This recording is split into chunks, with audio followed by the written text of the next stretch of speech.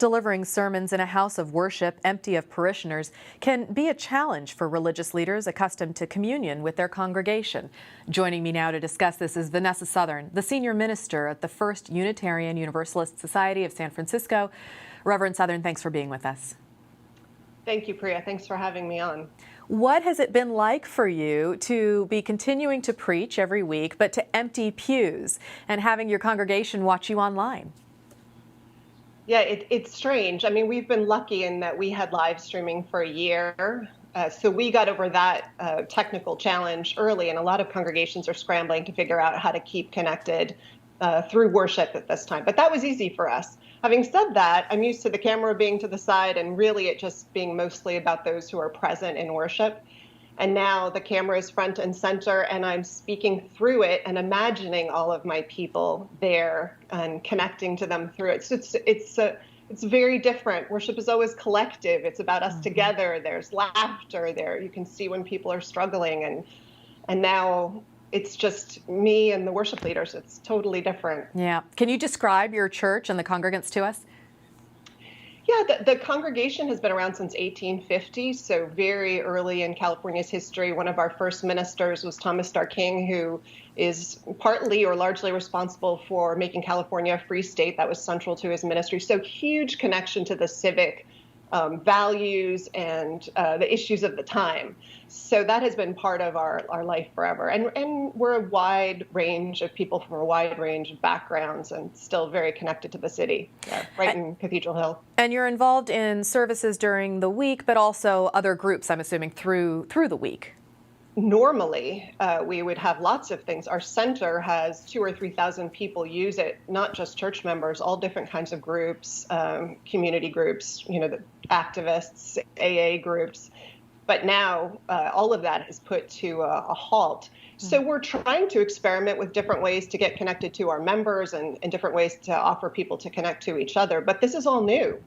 We haven't needed to do this very much in the past. Yeah, you're learning your way through it. And at the beginning, you had started by trying social distancing. You didn't close your doors. You used a lot of sanitizer. You kept people at least 6 feet apart. And some churches have decided to continue to meet in person despite warnings from health officials. What do you feel you give up and you lose by not meeting in person? I mean, for a lot of our people, being at church is one of their major places of connecting to other people that know them and know their name and give them a hug. So that's a huge loss. I mean, it's a huge loss for all of us, but particularly for some people we're worried about because they're very much alone in this. They're at home alone. There's no one there with them. So we lose that and we lose that connection to each other. Having said that, right now that connection is a dangerous thing. And what love looks like in action right now is to stay apart. And that's really hard to understand in your bones when really love so often looks like holding hands and giving each other a hug at the end of service. Absolutely. And you've certainly been talking with your members during this time. What are the issues and concerns that are coming to the top for them? So we're lucky right now in our congregation and maybe in the Bay Area that we've been able to bend the curve. So our big concern initially was, who was going to get sick. And we've had relatively few illnesses. So I'm really grateful for that. So our concern right now is really trying to figure out who's vulnerable. So who's alone, who's immunocompromised and can't go out, who's elderly and shouldn't go out, and how many things separate them from danger. So if they only have one neighbor or friend who's bringing them groceries, we need to know that. If there's someone who suffers from anxiety or depression, we need to know that so we can keep track of people and catch them if something happens or goes wrong in their safety net. So that's our big concern.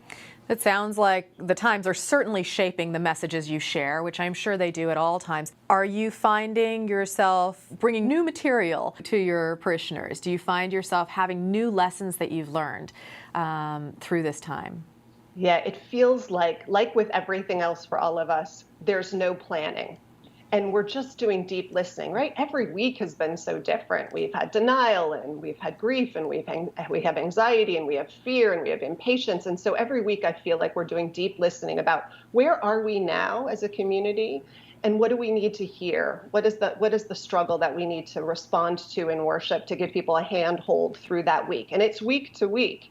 And the hope is that doing all this struggling together through all this suffering, that maybe we get what we always get out of these times, are those dual pieces that come out of suffering and the struggle to face it head on, which is wisdom and compassion. And my hope is that in all of us staying together through this and responding in the moment to what's coming up for us, that we come through this with greater wisdom and greater compassion.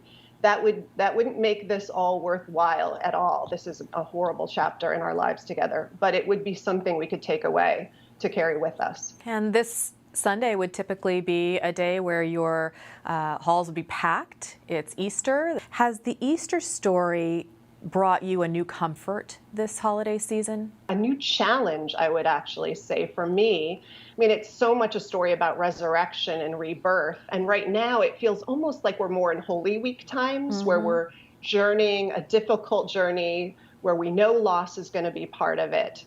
And we're not yet to Easter. For me, we're not yet there.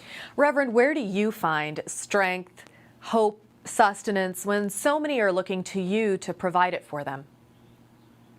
I think I find it where we're all finding it, in the healthcare workers and the essential workers who are keeping all of us safe and taking care of us. I think I find it in the extraordinary beauty of the world and the things that we have right now, and in all of our courage in staying home and reducing the number of losses at this time.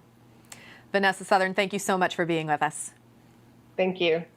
As always, you can find more of our coverage at kqed.org/KQED Newsroom.